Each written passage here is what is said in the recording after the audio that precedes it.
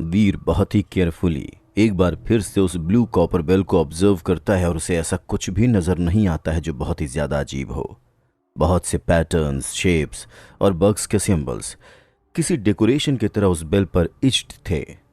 देखने में भले ही वो कितने ही फैसिनेटिंग क्यों न लग रहे हों, लेकिन वीर को अभी भी इस बात का कोई आइडिया नहीं था कि उन पैटर्न, शेप्स और सिंबल्स का आखिर क्या मतलब है।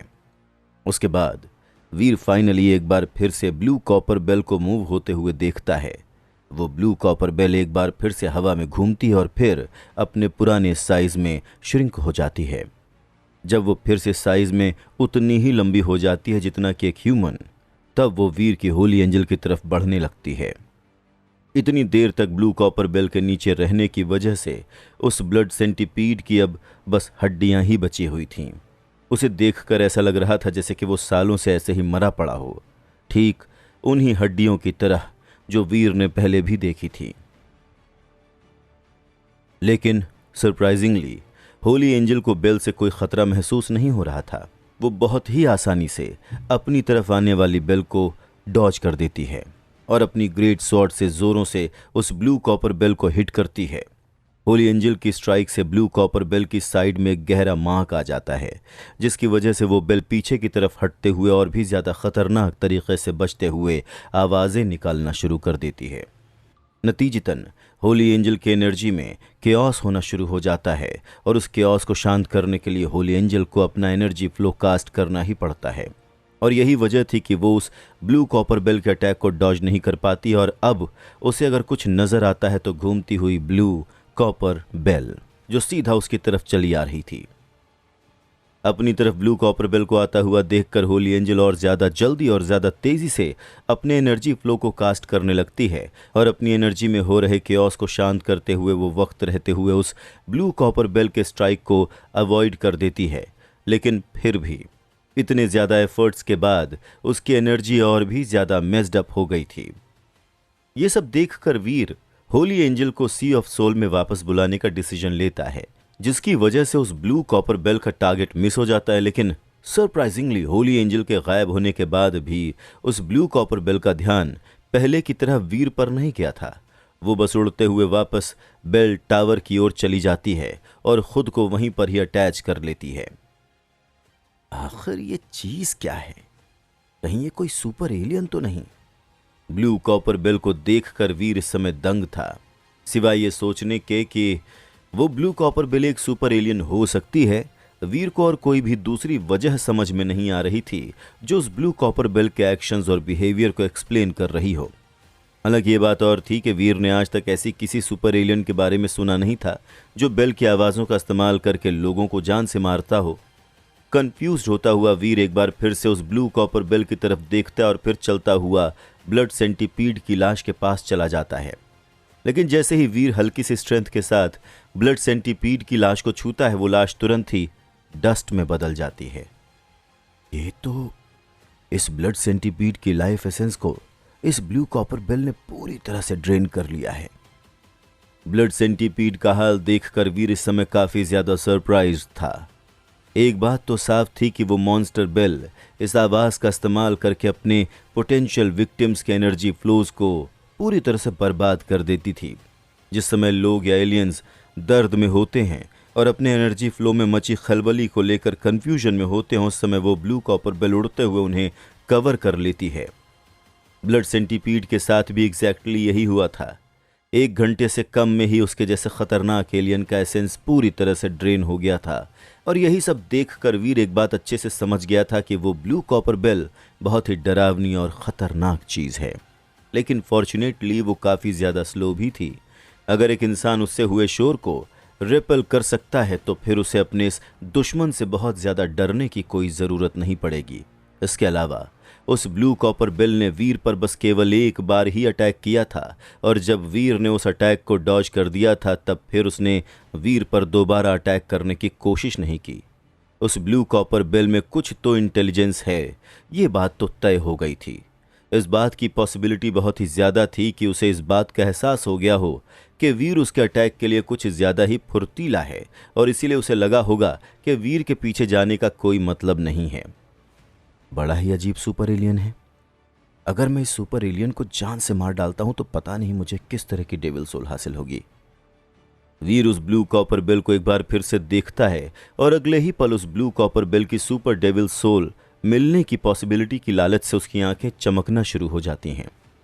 लेकिन फिर वीर ये भी जानता था कि उस ब्लू कॉपर बेल को जान से मारना आसान नहीं होगा।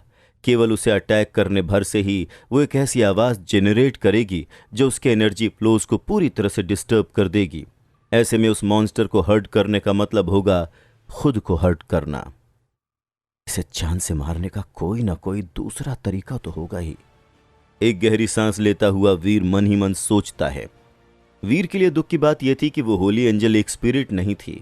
अगर वो एक स्पिरिट होती तो वो खुद के लिए डेविल यूनिकॉर्न डेविल सोल को इस्तेमाल कर पाती। डेविल यूनिकॉर्न की प्रोटेक्शन के साथ होली एंजल का एनर्जी फ्लो डिस्टर्ब नहीं होगा और वो अपनी पूरी पावर के साथ उस ब्लू कॉपर बेल से लड़ सकती थी। लेकिन अनफॉर्चुनेटली होली एंजल एक स्पिरिट नहीं थी, वो बस केवल एक पेट थी और यही वजह थी कि वो किसी भी तरह के डेविल सोल को इस्तेमाल नहीं कर सकती थी। वीर उस ब्लू कॉपर बेल को काफ़ी देर तक ऑब्जर्व करता रहता, लेकिन काफ़ी देर तक सोचने के बाद भी उसके दिमाग में ऐसा कोई भी बेहतर सोल्यूशन नहीं आ रहा था जिससे वो उस ब्लू कॉपर बेल को जान से मार सके। और इसीलिए वीर एक गहरी सांस लेता है और एक बार फिर से अपनी होली एंजल को बुलाता है और उसे एक बार फिर से उस ब्लू कॉपर बेल को अटैक करने के लिए कहता और फिर टों। वीर की कमांड के अंडर होली एंजल अपनी पूरी ताकत के साथ उस ब्लू कॉपर बेल को स्ट्राइक करती है और नतीजतन वो ब्लू कॉपर बेल जोरों से बजती है। हालांकि ये बात और थी कि होली एंजल की स्ट्राइक ने उस बेल पर अच्छा खासा मार्क छोड़ा था और यही वजह थी कि वो ब्लू कॉपर बेल इस समय बहुत ज़्यादा गुस्से में आ गई थी और अगले ही पल गुस्से में पागल होकर वो होली एंजल को निगलने की कोशिश करते हुए उसकी तरफ बढ़ती है। ब्लू कॉपर बेल को होली एंजल की तरफ बढ़ता हुआ देखकर वीर तुरंत ही अपनी होली एंजल को वापस बुला लेता है और अपने अटैकर को खो देने की वजह से वो ब्लू कॉपर बेल वापस टावर में लौट आती है और खुद को उसमें अटैच कर लेती है। ये काम कर सकता है। वीर की आंखों में इस समय एक अलग ही चमक थी और अगले ही पल वो फिर से होली एंजल को बुलाता है और उसे एक बार फिर से उस ब्लू कॉपर बेल पर अटैक करने के लिए कहता है। वीर इस तरह से बार बार लगातार कई बार करता है।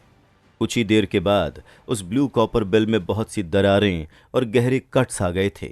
अपने इस फैंटम अटैकर की वजह से जब उस ब्लू कॉपर बेल का सारा पेशेंस खत्म हो गया था तब वो खुद से ही जोरों से बजना शुरू हो जाती है और फिर डों डों डों उस ब्लू कॉपर बेल की हॉरिबल आवाज़ पूरे शेल्टर और उसके पार तक गूंजना शुरू हो जाती है।